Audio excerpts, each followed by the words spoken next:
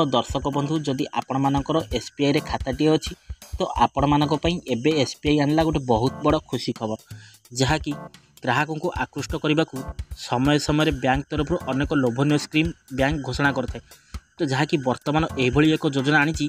जहाँकि state bank of India आपण खाता को आसो 11,000 टंका। तो यही स्टेट बैंक तरफ केमिति आपण माने 11,000 टंका पाइबे ये स्कीम ना कौन जहाँकि केते टंका डिपोजिट कले आपण केते केमिति 11,000 टंका पाइपर यार संपूर्ण डिटेल्स इनफॉरमेशन मुझे आपण मानक ये वीडियो देदेवी। तो ता पूर्व आपण मानक अनुरोध जदि एबे प्रथम थर पे वीडियो देखुछन वीडियो को लाइक कर दिंतु आ ता संगे संगे मनोरंजन मनी राइट चैनल को एबे ही सब्सक्राइब करी पाखरे आसुवा घटी बटन ऑल दबाई।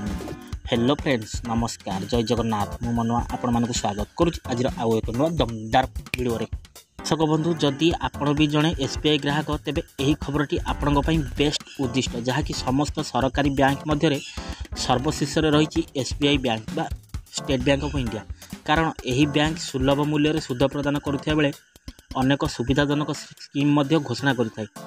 जहाँकि यही बैंक रे संचय हो बा दीर्घमियादी योजना सबु क्षेत्र में निजे ग्राहक मानक अति जहाँकि लाभ देता है मान ग्राहक मान आउ एक लोभनीय स्कीम घोषणा कर एसबीआई जहाँकि यही योजना बैंक पक्षर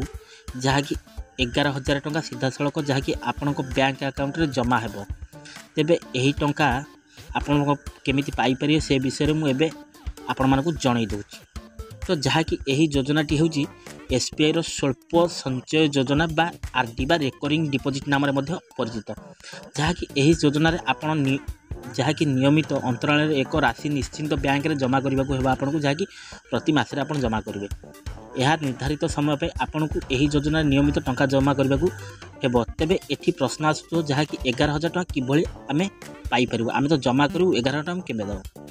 तो जहाँकि एसबीआई रो यही स्वल्प संचय योजना जहाँकि आरडी स्कीम खूब परिचित यह द्वारा जहाँकि प्रत्येक वर्ग निवेश करने को सक्षम होता है से ही भली एथिरे आपन को अधिक रिटर्न मध्य मिलता है। तेबे यार हिसाब भी आपण माने जानिबा निहाती जरूरी यही योजना जदि आपण माने सपोज एग्जांपल जहाँकि प्रति मासरे 1,000 टंका लेखा संचय करती तेबे यह एक वर्ष रे जहाँकि 12,000 टंका हम अर्थात 12,000 टंका आपन सेविंग्स करेंगे जहाँकि आरडी स्कीम रे बा रेकरिंग डिपोजिट स्कीम रे यही भली भाव में आपन को जदि यही अकाउंट रे 1,000 12 वर्ष के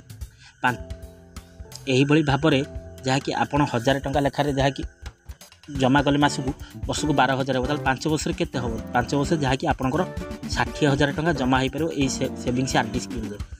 तो जो बैंक आपन को जहाँकि हाराहारी सुध दूसरी के 6.5% जहाँकि 6.5% सुध प्रदान करें यही सुध हार हिसाब कले जहाँकि आपन को प्राय समुदाय 10,998 टंका मिल एभली भाव में जहाँकि समथिंग 11,000 टंका पाखापाखि आप पाइपर आपण मोट संचय और रिटर्न टंका जहाँकि आप 60,000 टंका समुदाय जमा 5 वर्ष भर देते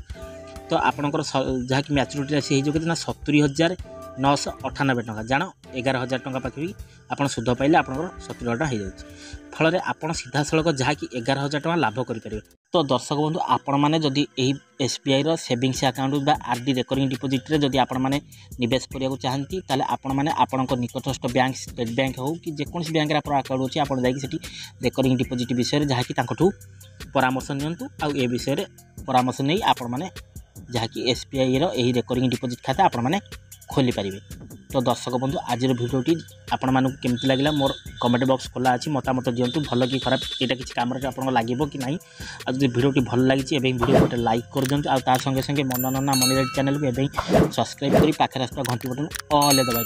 आ भिडियोटा को सांग मान साथ बहु मात्रा शेयर करूँ जहाँकि से जापर से